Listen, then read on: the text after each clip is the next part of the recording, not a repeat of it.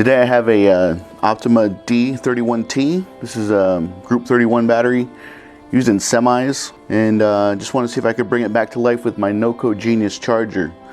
And let's see what the resting voltage is right now on this battery. Should be 10.5 or higher. Anything below 10.5 is considered deeply discharged. 5.78. Okay, so this is just going to be a test if my NOCO Genius charger can bring back a battery sitting at 5.78 volts. Here's my NOCO Genius charger, my G7200. So if you start doing this and you feel that the casing on the battery is getting hot or warm, actually hot, go ahead and stop the process, because most likely there's a short inside the battery. I love this charger. It can do both flooded lead acid batteries, and I also can do AGM. Can do 12 volt, 24 volt, and you can see it's on right here. As soon as we hook it up, that's when we can start selecting. We have 12 volt normal, which is lead acid, 12 volt AGM, 24 volt normal lead acid, and then 24 volt cold AGM. We can also do lithium batteries with this, and then it also has the ability to repair desulfate a battery. Hopefully this might be on the lead acid charge, yeah, might be on the lead acid charge, because I think I did a lead acid battery last time. We got this. We got this. We're gonna move it over to AGM with this button right here, mode. Got the blue light on.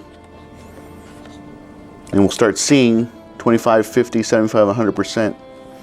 So it's about, what, 8:30 in the morning? So let's see what happens. Okay, it doesn't like that at all. Look, it is flashing here on the exclamation point, and it's flashing on the power button. So I don't even know what that means. Let's look it up. And I had to actually contact NOCO. They're very helpful. And one thing they did tell me is that I'll put a link in the description below to their support page where it goes over what the different lights mean. This charger has a version 2.0, understanding advanced diagnostics. So this charger is pretty smart, and when it comes to charging batteries. But if it's a single flash, battery will not hold charge. Have battery checked by a professional. So I actually talked to Valerie, I think her name is Valerie Santiago.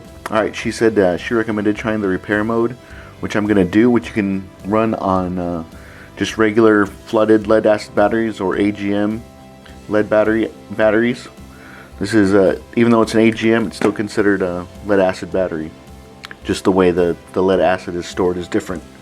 So we'll got it plugged in. We're going to put the other side on. We're going to go down here, hold this for 3 seconds. Takes us to 12 volt lithium, 12 volt AGM.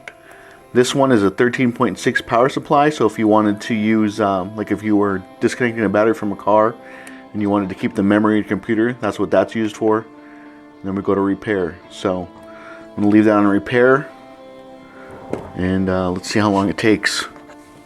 And there's already an error. Let's try it one more time.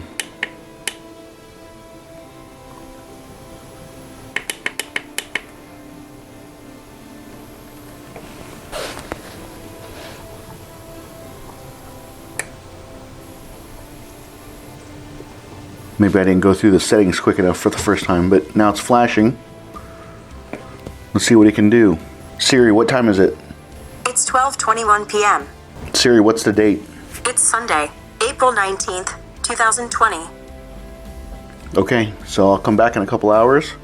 It's 12:20 right now, and I gotta go run some errands. So we'll come back and see what this thing is doing. It's Sunday, April 19th, 2020. It's 4:17 p.m. Okay, as you can see, it's been about 4 hours since I started this, and it's still on the repair mode. Still flashing repair right there. One thing you want to check while you're doing this, make sure that the casing of the battery actually isn't warm or hot. If it is, most likely you have a bad cell. I want to also show you this voltage profile. It's pretty interesting. So it goes from like 9.46 to 16.27. Just jumps back and forth like that. That's how the NOCO Genius charger is trying to repair this battery. So I saw another video on YouTube, and took the guy like 4 days for the repair to complete. So I'll leave this here and see how long it takes us. Giving updates on Siri so you guys know exactly what time and date it is. But I'll keep my eye on this, see if I can bring this Optima D31T back. Hey Siri, what's the date? It's Sunday, April 19th, 2020. Hey Siri, what time is it? It's 4:30 p.m. Okay, so I was doing an oil change on a vehicle out on the driveway, and I walked by and noticed that the repair light had shut off and went to standby. And when I checked my voltmeter, my multimeter, you see it's at 8.68. It was at 8.69. So what I'm going to do, or 8.69 like a minute ago, so it's dropping a little bit, 8.68 volts. So what I'm going to do is try to get it to, I'm going to set it to the 12 volt cold AGM and see if I can bring this thing, get this thing charged up, bring it back to life.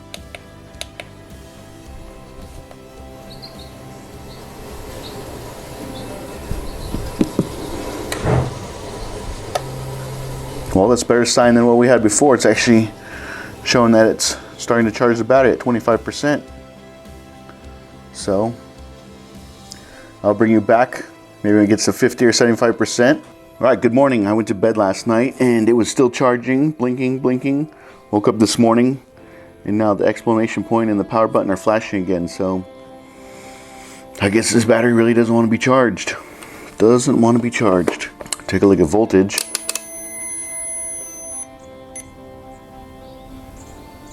10.45. So something about this battery just doesn't want to be charged. So it is from 818. I'm going to take it to a authorized Optima dealer and see if they will warranty it out for me. But I'll keep you posted on that as well. So I don't think it's the charger's fault. I think this battery is just bad. Something's wrong with it. I'll do some more videos on this. I got a couple more batteries that we can try this on, and I'll keep you posted on this.